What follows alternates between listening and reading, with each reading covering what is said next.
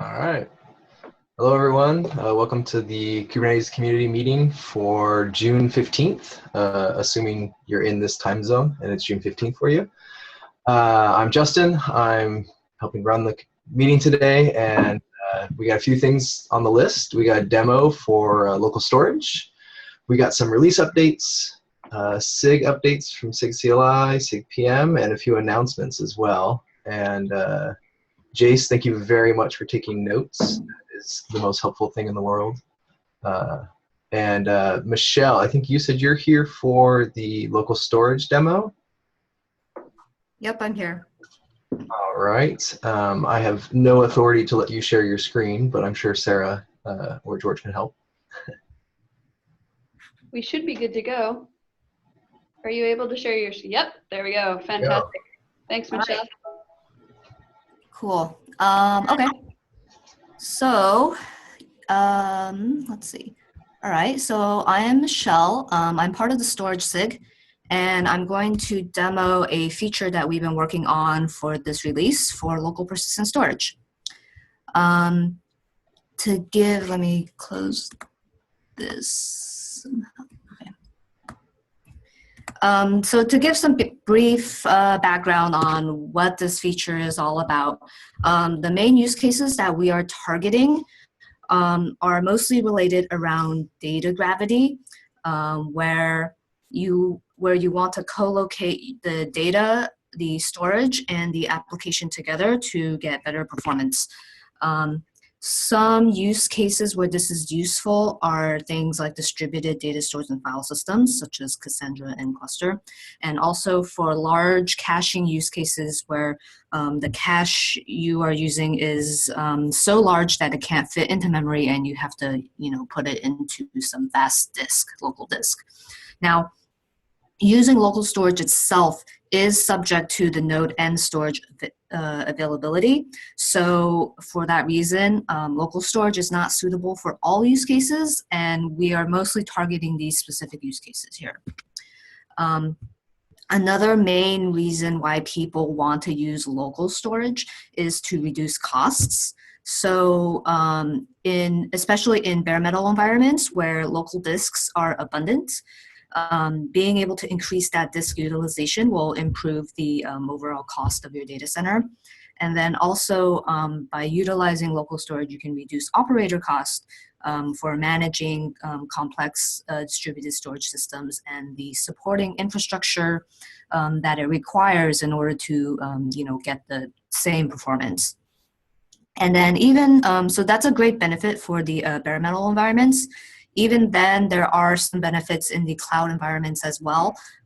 So cloud environments, most of the major ones offer this local SSD feature where you can access a specific SSD that is physically attached to that host that the VM is attached to. So those are some of the motivations of this feature. Now, what we were using in order to use local storage before this, the main mechanism was to use a host path volume. And there are a lot of issues with host path volume, the way it works. So if you're not familiar with it, how a host path volume works is that in your pod spec, you specify the host path under volumes, and then you specify the path to the actual directory that you want to access. Because you are actually putting in a path into your pod spec, that all of a sudden makes your pod spec unportable. And you need to you'll have to manually schedule pods to specific nodes in order to make sure you access the same data on the correct node if your pod has to restart for some reason. And then another issue with portability is that if you want to move your deploy your application across different clusters and different environments, those paths can be different. And so then, with the old mechanism, you'll have to maintain different pod specs depending on which environment you're in, and depending on the environment, you also have to know which node names to use and what nodes to use. So it's a pretty painful mechanism for accessing local storage. The other issue with host path is accounting, in that because every pod is specifying a path, you have to coordinate between all the different applications that want to use host path to make sure that you guys are not going on the same node or using the same paths. So to avoid that path collision is also a challenge. And then the last issue is security, where your pod can specify any path on the node. It can specify some systems data, it can specify some other users' data, and it could potentially it has the potential to be able to modify and corrupt that data too. So all of these were a lot of issues with host path volumes, and we wanted to fix those issues with this new feature here. And so how we're going to fix those issues with local persistent volumes is we're basically going to use the persistent volume abstraction to solve all of these issues. So the first issue of portability, persistent volumes will solve that by separating details of the node and the underlying storage from the pod consumption. That way you can take your pod spec, move it around different clusters, and it's portable. The second issue that we're solving is accounting. So with persistent volumes, there's a one-to-one mapping between the persistent volume claim and the persistent volume. With that, we can better control how many users are actually using this local volume, and we don't have to worry about path collisions this way. In addition, because persistent volumes are first-class API objects, it's going to have a managed lifecycle, create and delete. So you know for sure you can control when you want to delete the volume and clean up the data and recreate it and expose it back into the cluster. And then the third issue of security, persistent volumes will solve that because you need administrator privileges to create the persistent volumes. So it is the administrator's control in defining what paths on which nodes are available, and it's something that the users cannot specify. So that's the solution that we are going for in 1.7 as an alpha feature. What we've basically provided in 1.7 at this point is a new volume type called the local volume. You can only use this as part of a persistent volume. So you cannot specify a local volume directly in a pod spec. And then the second part of this that we added is to make the scheduler, the default scheduler, aware of the local volumes node constraints. That way, if a pod is using a persistent volume claim that is bound to a local volume, that pod is always going to get scheduled onto the correct node. And then the second part of what we are delivering in 1.7 is a external static provisioner. What this basically does is it runs as a daemon set on every node, and you will launch it with some configurable parameters to say, you configure some directories to say, this is where I'm going to mount all my local volumes. So then this static provisioner is going to look through that directory that you gave it and look for all the volumes that are under that directory and go, and it's going to manage all the volumes there. It's going to create the persistent volumes there. And then it's gonna watch the persistent volume objects. And when they get released, then it will go ahead and clean up and destroy those persistent volumes and then recreate them again. So this external provisioner the job of this is to simplify some of the cluster administrators' management of the volume lifecycle and not have to manually go in and delete and clean up and recreate those volumes. So with that, I'm going to go into the demo. I have a very simple application here where I have a stateful set application And every instance of the stateful set is just writing to its own local volume.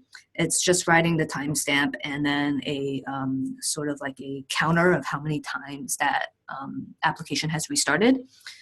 And then I have a separate deployment that is a reader pod, and it's going to directly attach to one of the local volumes that the stateful set instance is writing to, and it'll just read the contents of it.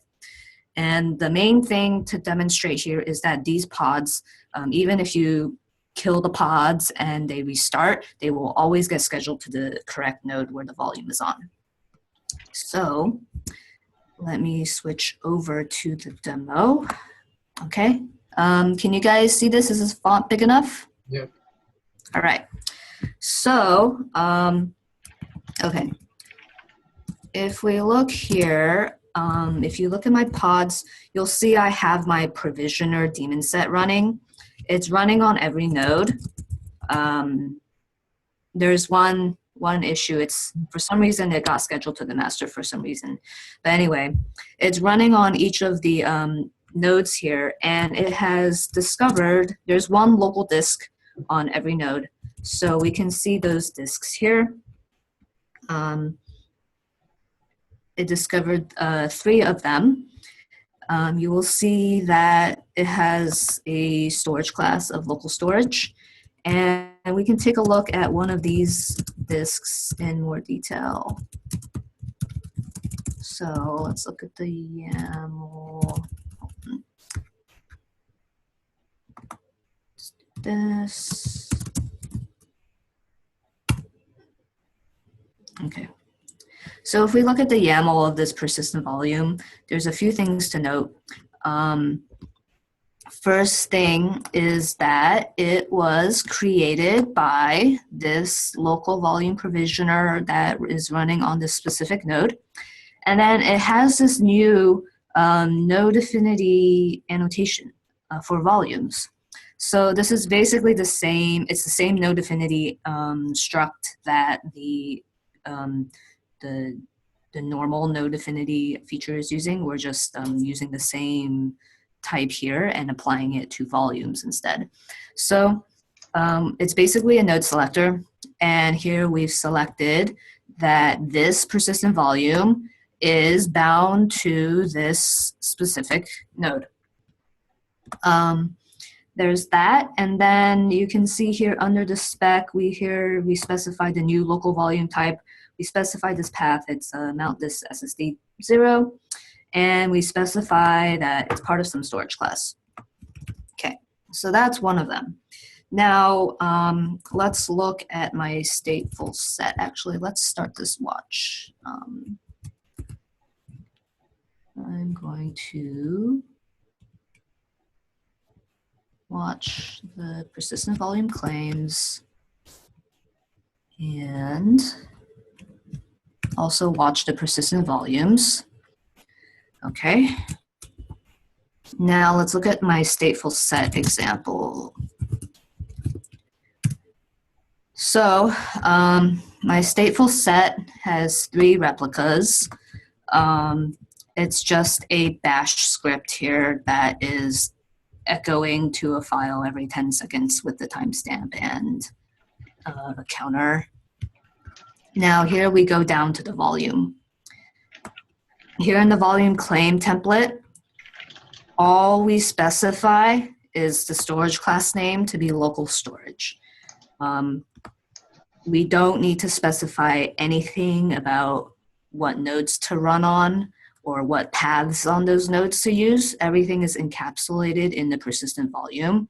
And in the persistent volume claim, you don't need to specify any of those details, only the storage class that you want to access. So that is really cool.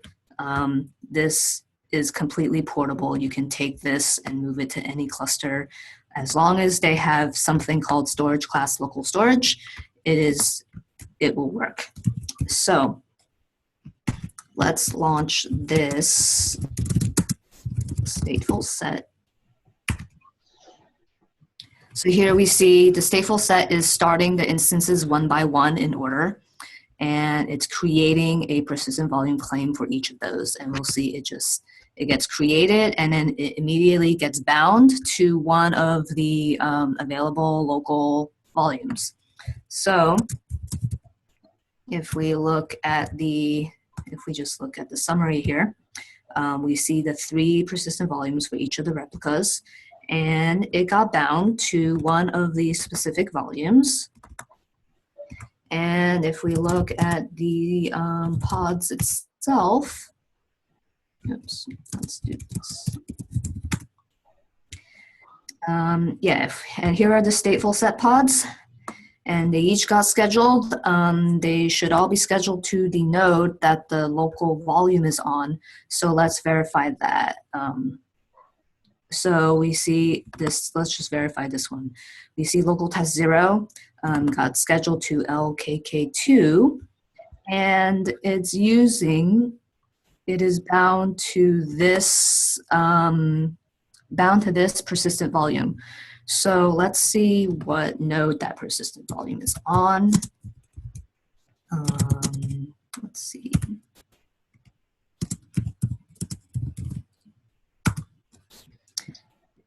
If we look, okay. And if we go back to our node affinity here, we see it is LKK2. So yes, the pod got scheduled to the correct node. Now, I'm going to launch my reader pod. So if we look at my reader pod, it's another very simple bash script. All it's doing is it's reading a file. It's reading the file that the stateful set is writing to. And here under persistent volume claim, I have specified one of the stateful set instances PDCs. So I'm just going to attach to the same one and read what this instance is writing. So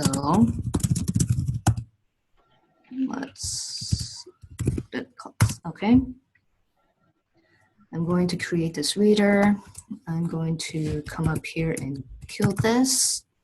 Let's look at the logs for this reader, except I have to get the done.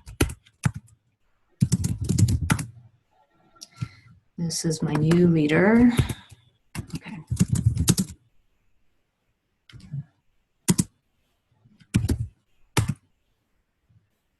All right. So my reader pod has attached to the same volume that my stateful set is writing to. And now we can see the contents of what the stateful set is doing. It's basically giving the timestamp. It's saying this is me, and this is my first invocation of it. So, Michelle, just a couple more minutes too. We got a couple questions in chat as well. Okay, I'm almost done with this. Okay, now for fun, let's just kill this stateful set pod. Delete pod.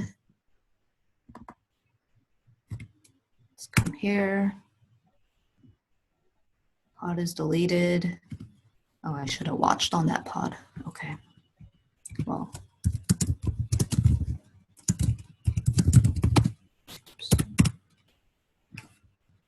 Let's see. So it's terminating. And you'll see here, you'll notice here that this reader pod also got scheduled to the LKK2, the same node as this one.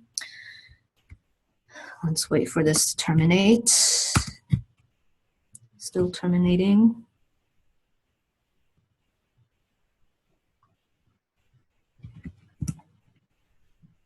Okay. Maybe while this is terminating, I can go ahead and try to answer some questions. Let's see. Well, yeah, there's a couple in there.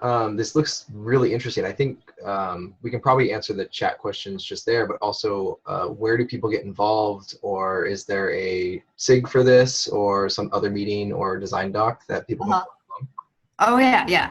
I'll have all of that. Okay. So, all right. It has, terminated and it's restarted.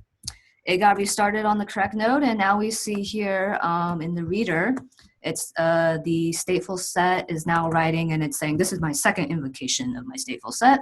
It's now count 2. All right. So that's all I have for the demo. Now I have a few more slides, just 2 more slides. Because this is a 1.7 alpha feature, there are still some limitations and not everything is totally working completely. So there's 2 big issues right now that might not work. The first main issue is that the persistent volume binding still happens before the pod scheduling. This is what happens today with volumes, and we haven't changed anything here. But the problem is a bit exacerbated with local, when you use local volumes. But the main problem is that the volume binding does not consider any of the other pod resources or other scheduling requirements. So it might be possible that you might bind to a volume on a node that doesn't have enough CPU or resources as that the pod needs, or if you specified any pod affinity or anything like that, this doesn't really handle that at all. Another side effect of that is that at the moment you cannot have multiple local volumes in a single pod spec. Most likely what will happen, it'll try to round robin and do some things, but then you'll end up getting local volumes on 2 different nodes, and then your pod is completely unschedulable. Another problem. How can people get involved with those problems? Just to move things along a bit too, so we can get some links on screen so people can follow up with design. So, okay, I'll skip that. Anyway, here's all the links. I have a user guide. There's a user guide for how to launch a provisioner, how to specify the PVC and all of that. We have 2 GitHub issues here. The first is a tracker for the implementation work that we're doing, all the line items, and there you'll kind of see our roadmap too of future features and bugs that we need help fixing. And then we have our design proposal here as well. So basically again, this is all being done by the storage SIG. So if you're interested in helping out with this feature, or you want to use it and need some help, or you want to provide any feedback, just come to one of our SIG meetings or send an email to the SIG storage mailing list, and we will all be there and we're all watching, so we'll be able to respond. Thank you. That looks super useful for a lot of things. Could you also add the slides to the Google Doc so people can Yes. if they need to? Yep, I will do that. All right, thank you very much. Thank you. Moving right along, we have some release update news for 1.7, just as Michelle, you were talking about, and then some more for 1.6. Dawn, are you here? Yes. Can someone help me to share the slides? Sorry. I can. Give me a second. Cool. But you won't be able to see them there, but they will be shared. I can see here. The content is also in the notes. Thanks for someone help me copy post the content there. Okay, there you go. So currently, just this morning, I just kind of take a snapshot about the current status. So we still have like the 1.7 blocking issue. There's the 25, and including those flaky tests and release team, and also SIG group related SIG group lead and review those blocking issues. So they have the 25, and we currently have like the 28 pending PR and approved for 1.7. And also there's the 56 is not approved for 1.7, and but it is still pending, maybe waiting for the approval, or we are going to reject it and move to the after we are moved to the 1.8. So we are talk about the code freeze, lifting the code freeze yesterday at the burn down meeting, and we review the status. We think about we have pounced the decision to tomorrow. Tomorrow burn down meeting, we will review all the blocking issue, test the situation, and also the pending PR. We will make the decision.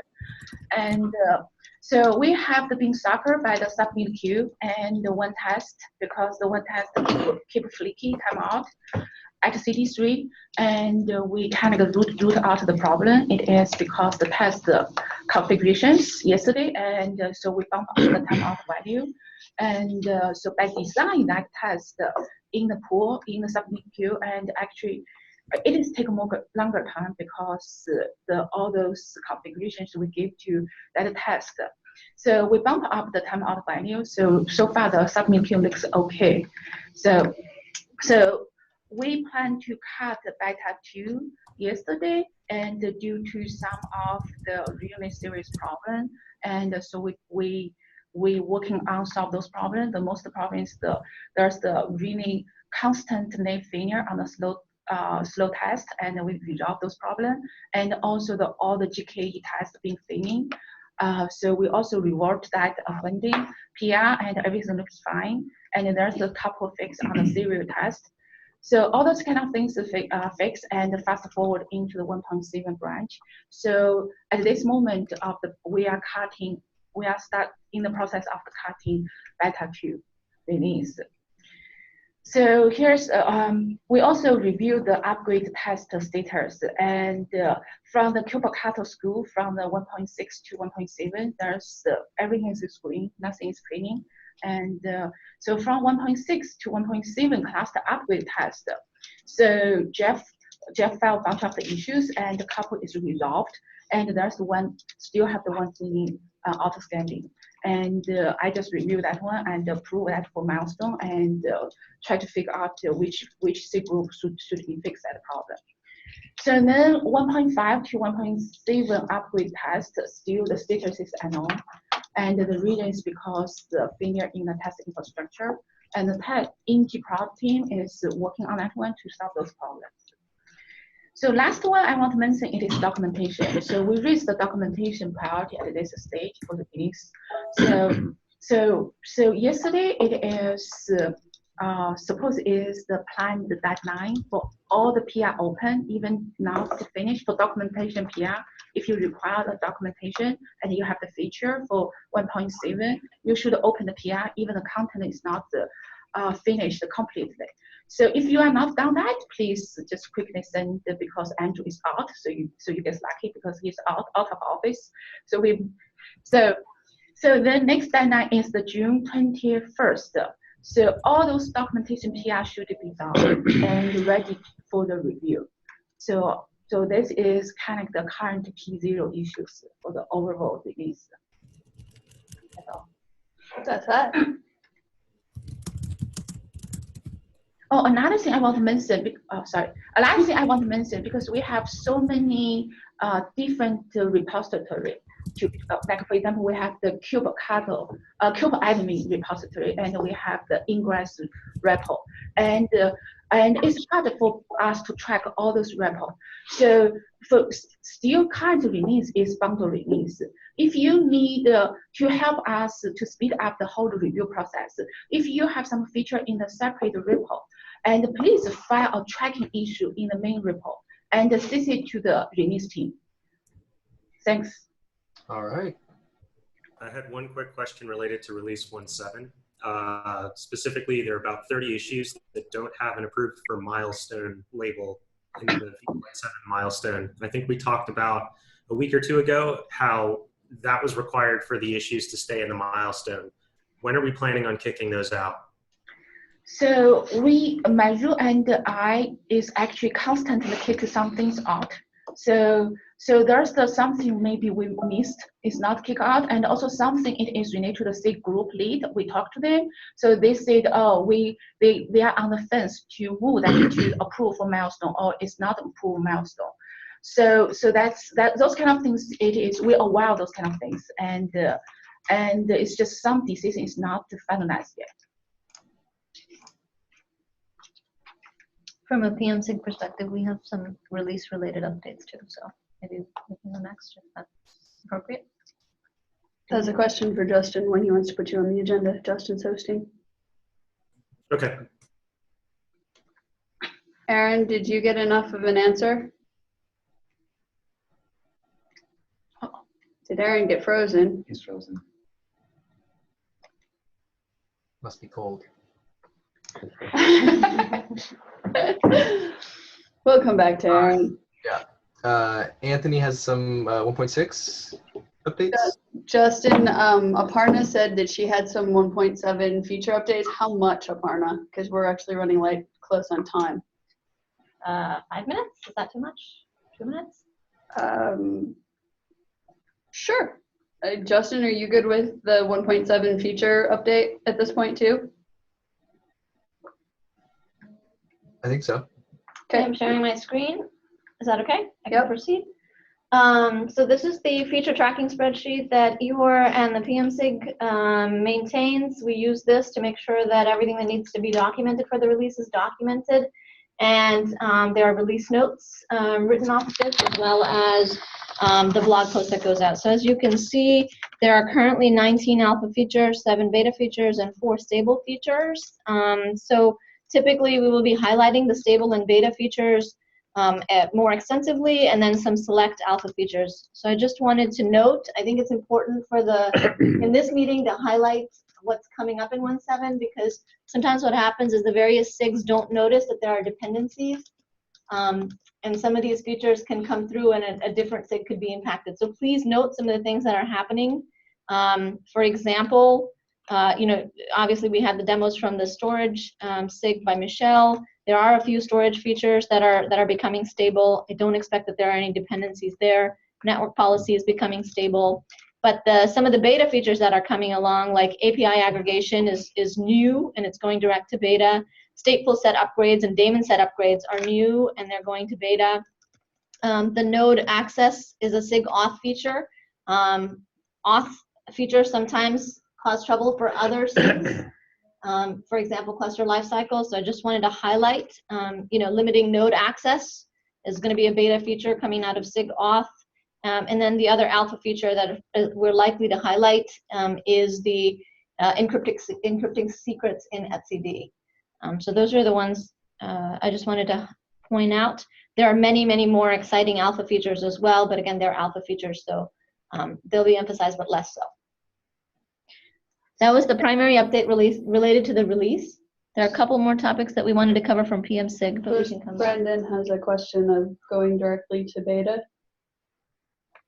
Yeah, this is something that SIG apps, if we have a SIG apps representative, can cover.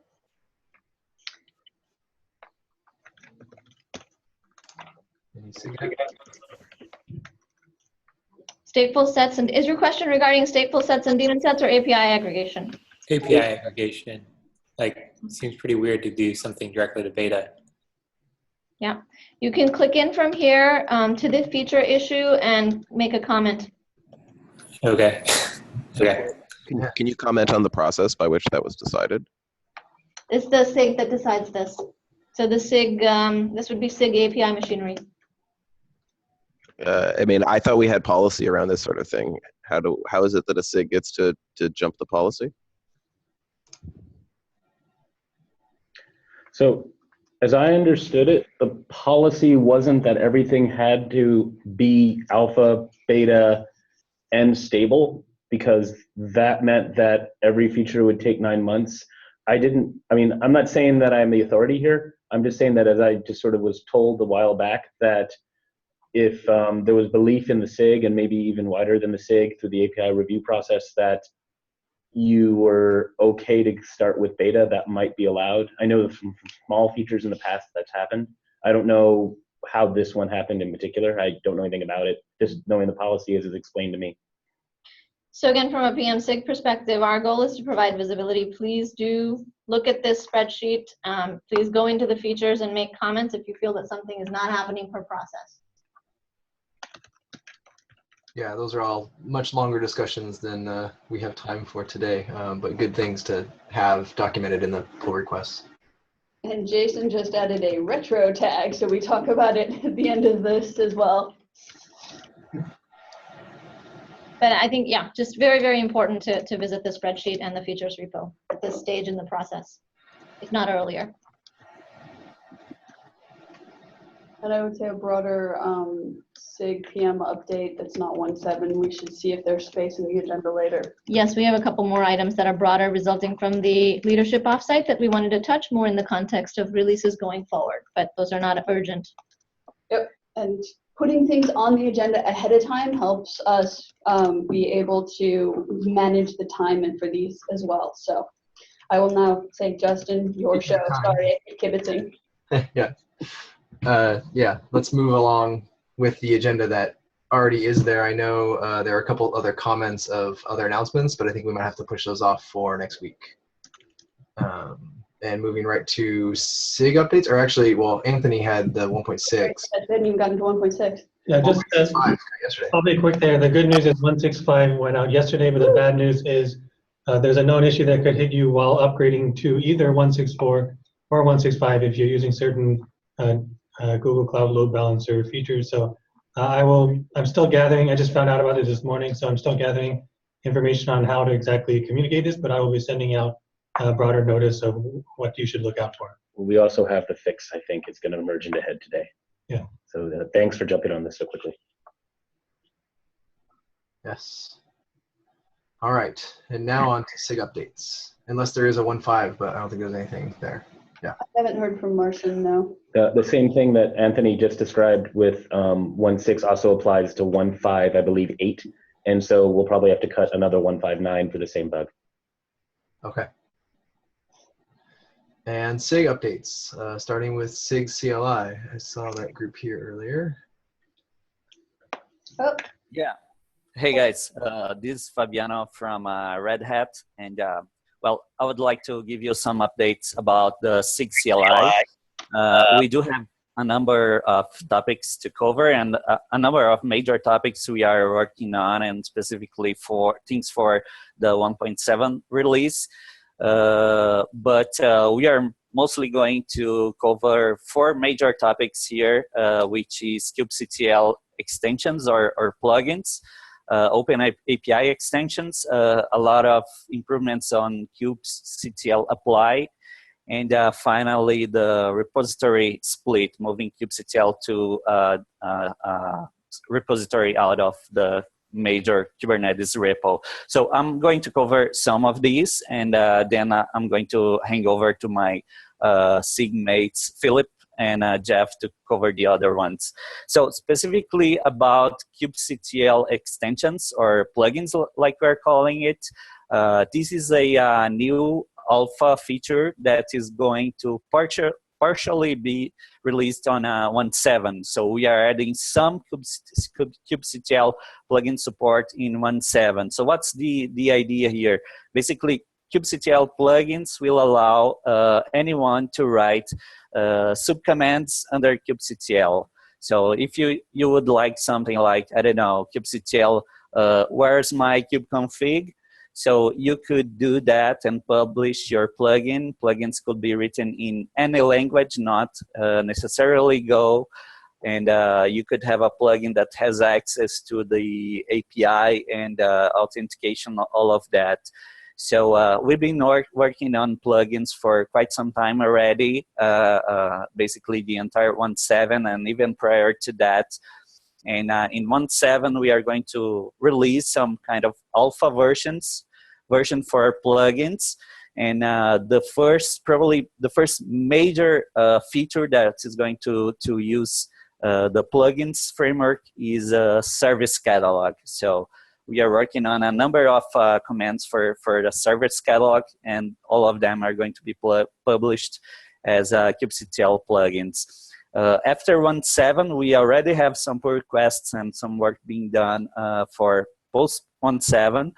And we are hoping that in 1.8, we have some kind of stable support for plugins in a kube control with everything that you would expect, for writing plugins. So full API support to flags, arguments, and everything that you would expect.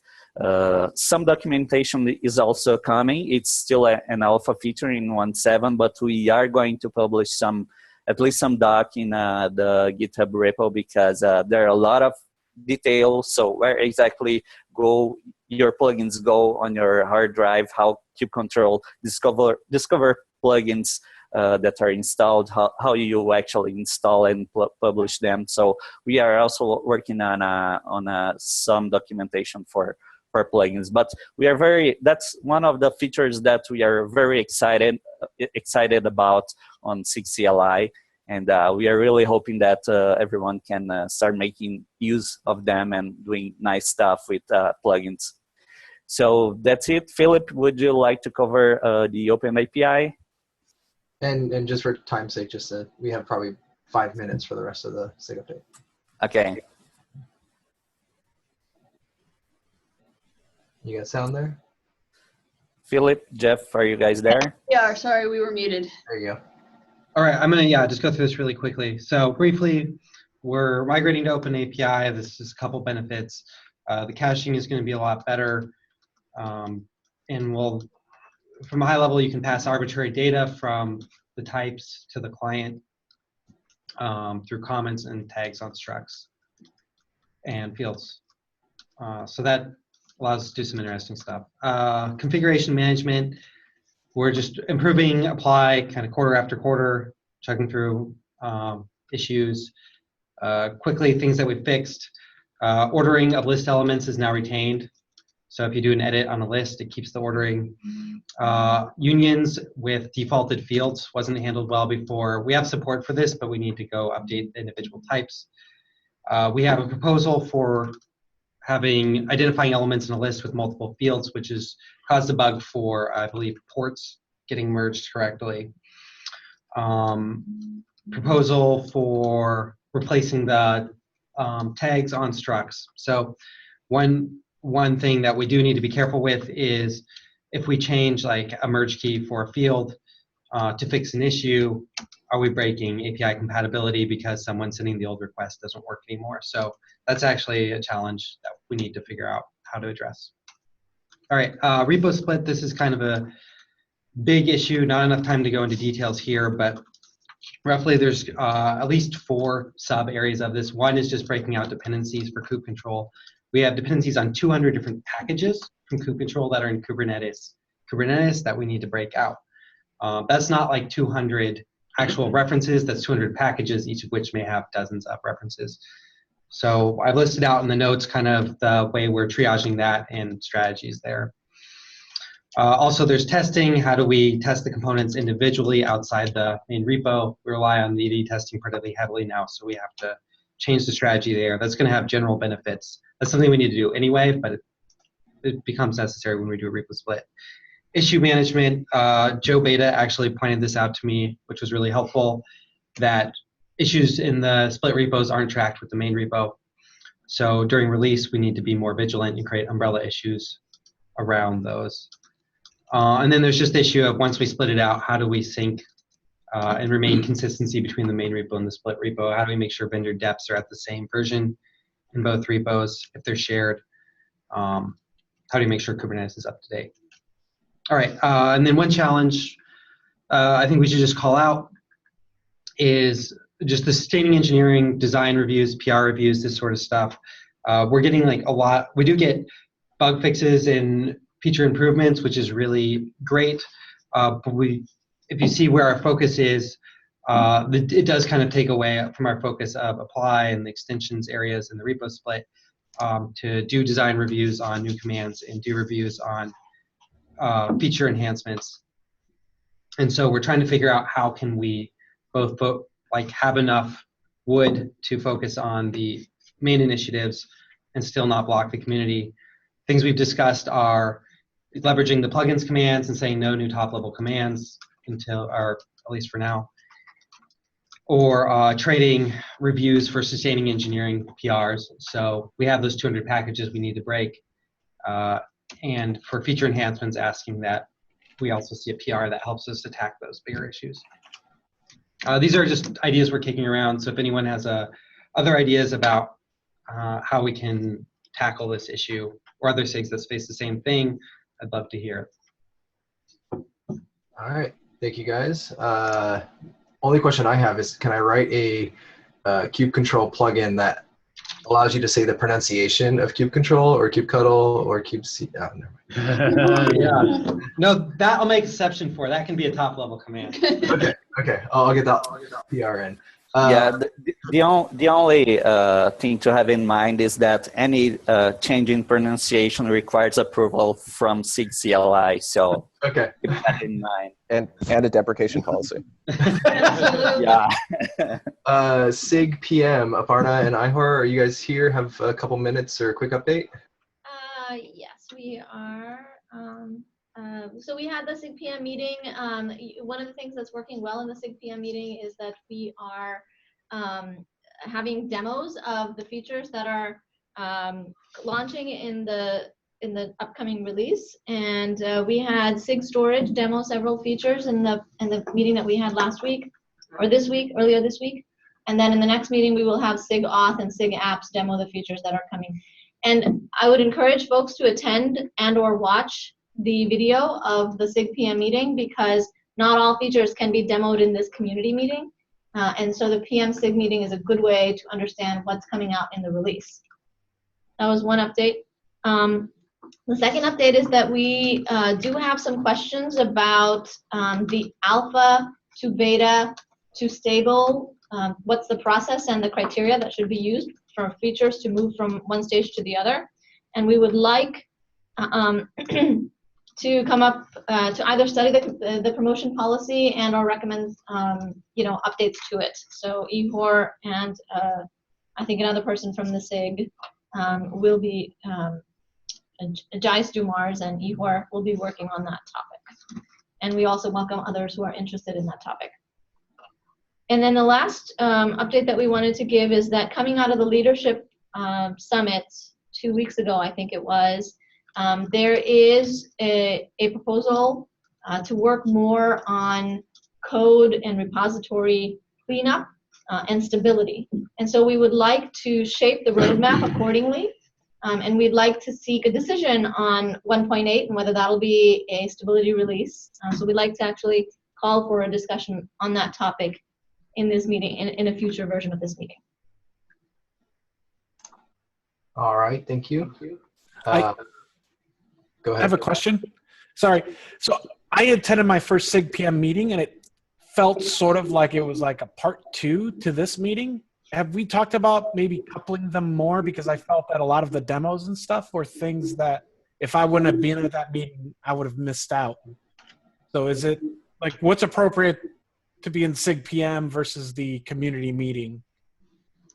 I don't know if I'm the only one who feels that way, but. Yeah.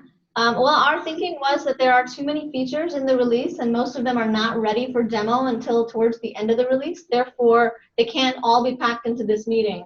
Maybe some of the more alpha features can be part of the community meeting, but certainly for the stable and beta features, we wanted them to be addressed in PM SIG so that we can provide visibility, we can do the documentation appropriately. So so what's the use of doing demos in SIG PM? Like what's the goal out of that? Is it for visibility? I mean, because that's kind of the point of this meeting also.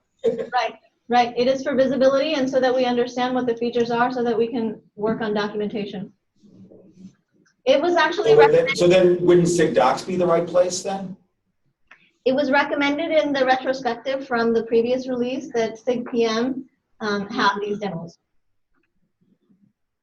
All right, I gotta be honest, I'm kind of confused that there's demos in both meetings. Demos take it offline. I think a lot of SIGs have their own demos depending on what the focus is, but I don't think that we have an answer to where those demos should go. And yeah. I mean, like the point of this meeting is to do a lot of coordination. The point of SIG PM is to do a lot of coordination. It seems like there's sort of parallel coordination that's not aligned super well. So, but we can, don't need to rat hole now. Yeah, that's a long conversation as we figure out the bounds of the different things and such. Yeah, and we seek to give updates at this meeting. I don't know that there's enough time in this meeting to do everything, but we'd be happy to have an extra hour in this meeting if that's appropriate. Yeah, I think I would love to actually, have the SIG PM meeting be immediately after this and align the schedules so that it's sort of like community meeting extended for those who have too much time. We're happy to move our meeting. Yeah, it would probably be before this than after this because of the European presence. Yeah, well, you know, in any case, 9 a.m. is better than 8 a.m. So. And again, everything is recorded and everyone is invited. All right. Thanks for cleaning that up. Yeah. Cluster Ops just added some stuff, but in the sake of time, since that was added late, I'm just going to say that they want some operator stories. So get on their Slack channel or email list and send them some updates. And I'm sure maybe next week we can have some more time if they want more updates, because there are some announcements we want to get to as well. So is Aaron here for the GCE, GKE updates? Yeah, hopefully my video won't drop this time. You are not frozen anymore. Hooray! Yeah, so just real quickly, I'm trying to help out, as are a number of other folks within the community, too many to name. Thank you very much for triaging down latent issues that have the need SIG label applied. We live in a brave new world where everything should be owned by a SIG. One of the things we uncovered was that PC and GKE issues don't really have an owning SIG, right? There's SIG Azure, there's SIG AWS, there's SIG OpenStack. Maybe it's time to have like a SIG GP. Or maybe it's time to have a SIG Cloud with a working group for Google, whatever, right? I'd rather not have the formation of a new SIG be a roadblock for effectively triaging issues. Use SIG cluster lifecycle with area platform GCE or area platform GKE label so that there's one query you can look at to see all those issues. That'll get the need SIG label off. That means there's an owning SIG, and then down the line when we figure out where the correct home is for these things, we can easily migrate them. I've talked to folks in the SIG cluster lifecycle Slack and the SIG release Slack and the SIG release burndown meeting today. I sent an email to Kubernetes dev. I'm now asking the community at large here, do I have lazy consensus? Yeah. Seems like there's lots of nodding here anyway. Okay, cool, thanks. We'll call it lazy consensus. All right, and just contesting we're on mute, also another option. I'm happy. Just to wrap up the lastly announcements, there was the leadership summit. The summary was posted in the Google Doc. There's also a GitHub link for adding notes if you have notes and would like to gather them all in one place, as well as a feedback form if you were there. It's a survey that you can go through and fill out some of your feedback for the event. There's also initial proposals for governance feedback, which is due today. So do that if you have feedback. The link's in the Google Doc as well. That includes positive feedback. So if you think it's super awesome and we missed nothing, please share that as well. And then the last thing on there is some refinement on community membership. There is a document for process for different levels of membership inside the community. And so you can follow along there. I just submitted my email this morning and caused a stir. So I don't know that the process is quite ready, but there's some document that's work in progress that people are working on. And we're trying it out. Yeah, that's a big thank you to Philip for helping break up the governance MD doc and the contributor ladder doc and simplify the contributor ladder. So now we have more ways that people can enter and engage with the project. And we have a mailing list where you can make these requests, which is what Justin found this morning, and then cause a stir of, hey, what's this? So we'll figure it out on the fly today, but we now have clear bounds and we'll figure out who is able to and making those additions.